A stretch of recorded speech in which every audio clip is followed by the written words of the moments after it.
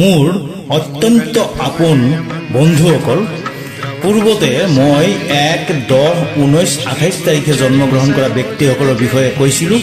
এতিয়া 2, 11, 20, 29 তাৰিখে জন্মগ্ৰহণ কৰা ব্যক্তিসকলৰ চাৰিত্ৰিক বৈশিষ্ট্য কি থাকিব পাৰে সেই সম্পৰ্কে আলোচনা কৰি আছোঁ। প্ৰকৃতিয়ে আপোনালোকক ইমান সুন্দৰ আকৰ্ষণীয় চেহেৰা বনাই পঠিয়াইছে যাক কোনেও নুই কৰিব নোৱাৰে। আপোনালোকক সৃজনীশীলতাৰ অৰ্থাৎ ক্ৰিয়েটিভ গুণেৰে ভৰপূৰ কৰি পঠিয়াইছে। সংসাৰক কেয়াৰ কৰিব পাৰে, পৰিয়ালক কেয়াৰ কৰিব পৰা যথেষ্ট গুণ আপোনালোকৰ ভিতৰত আছে। কাৰণ 2, 11, 20, 29 তাৰিখে জন্মগ্ৰহণ কৰা সকলৰ সৈতে চন্দ্ৰ বিৰাজমান। পূৰ্বতে মই আপোনালোকক এটা কথা ক'বলৈ পাহৰি গৈছিলোঁ। 1, 10, 19, 28 তাৰিখে জন্মগ্ৰহণ কৰা ব্যক্তিসকলক এটা অৱগুণৰ কথা ক'বলৈ পাহৰি গৈছিলোঁ।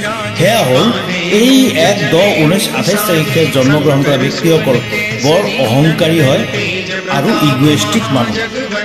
2, 11, 20, 29 তাৰিখৰ দুটা গুণ প্ৰকৃতিয়ে আপোনালোকক ভৰপূৰ কৰি পঠিয়াইছে।